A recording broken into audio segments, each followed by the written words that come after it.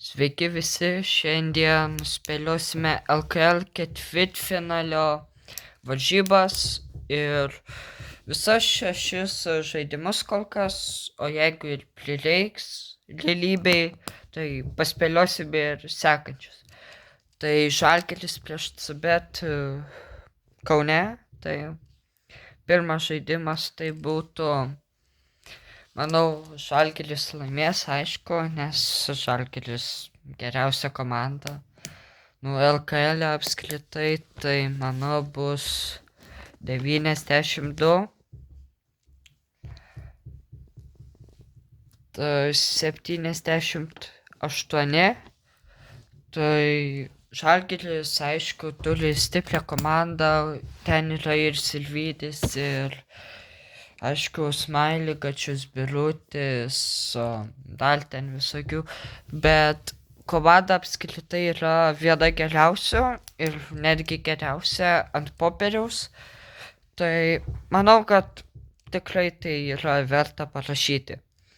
Tai antras žaidimas Jonavoje Žalgiris prieš CBET, tai manau, jonaviečiai bandys padaryti kovą, bet jiems nelabai ir pavyks, bet 98, 89. Taip, truputį aš nesu nei vieno fanas, tai man atrodo iš savo apžvelgties yra gerai. Ir paskui paaiškinsiu taisyklės, kaip čia bus. Tai trečias žaidimas, Žalgiris prieš CBET dar. Ir Žalgiris, manau, vėl paims pergalę 82, 75. Manau, tokie rezultatai bus. Pirmas žaidimas 92, 78, 98, 89 ir 82 ir 75. Aišku, čia galima tik spėlioti, nes tiksliai nežinome kaip bus, bet CBETas turi fanus, CBETas turi tą aistrą, žaidėjai turi, tai manau, kad CBETas padarys kovą, stengsis kovoti ir iškovoti, gal netgi pavyks trečią vietą LKL, bet pamatysim, gal ir pateks į finalą. Pirmą kartą savo istorijai. Tai dabar paaiškinsiu iš pradžio taisyklės, ko pradėsiu Rytas prieš Lietkabelį.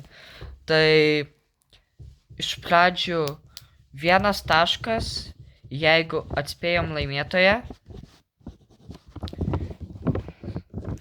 Tuomet būna 5 taškai, jeigu atspėjam skaičius, skaičių minusą.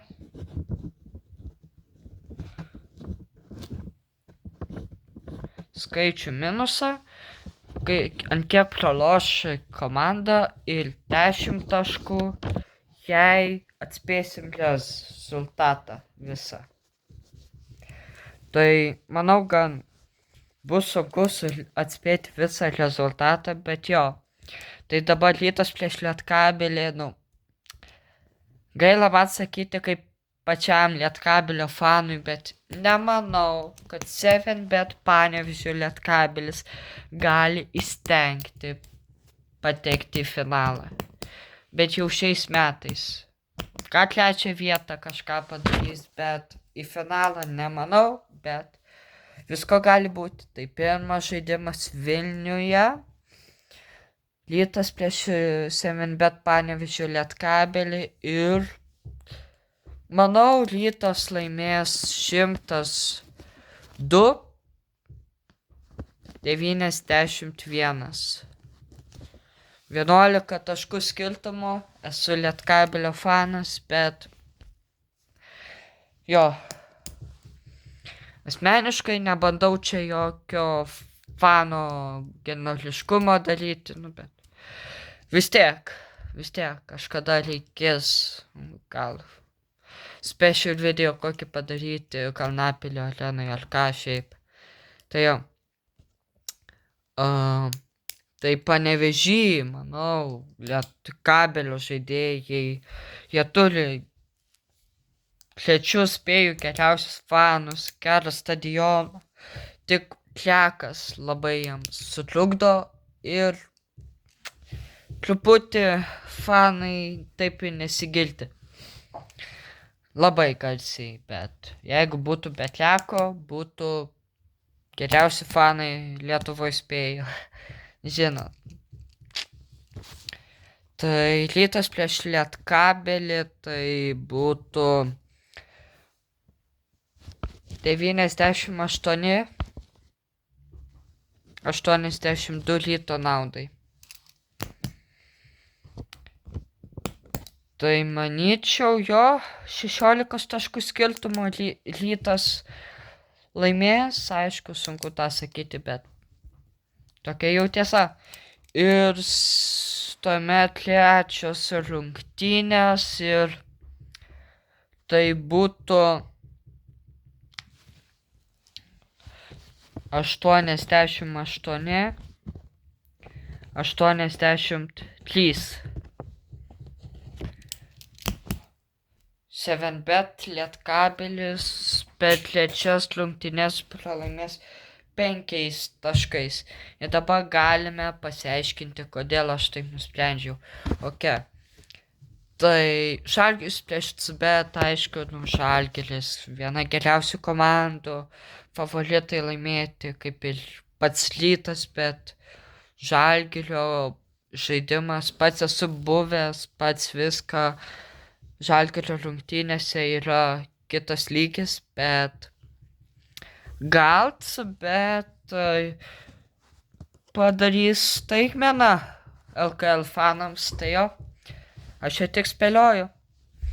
Rytas prieš Lietkabelį, praeitą kartą Lietkabelis pralaimėjo 28 taškų lygtai skirtumu, bet Rytas atrodo, pralaimėjo prieš patį Žalgirį, prieš kitas komandas, prieš patį Lietkabelį buvo pralaimėję šį sezoną, bet ką mačiau, tai gali lengvai nugalėti Rytas Lietkabelį be jokių bėdų. Tai jau šiaip Ryto fanai geri, Žalgirio fanai geri, Lietkabelio fanai geri, CBeto vidutiniški, bet ką pasakyčiau, mano favoritai laimėti prieš ketvirtfinalį yra Kauno Žalgiris. Taip. Gaila tą sakyti, bet taip yra. Dar padarysiu video, kitus, viską, aišku. Pasimatysim vėliau, aišku. Kelsiu dažniau, būsiu ir finalą, apkalbėsiu visą. Gal netgi pavyks kažką padaryti. Tai šiandien sudė.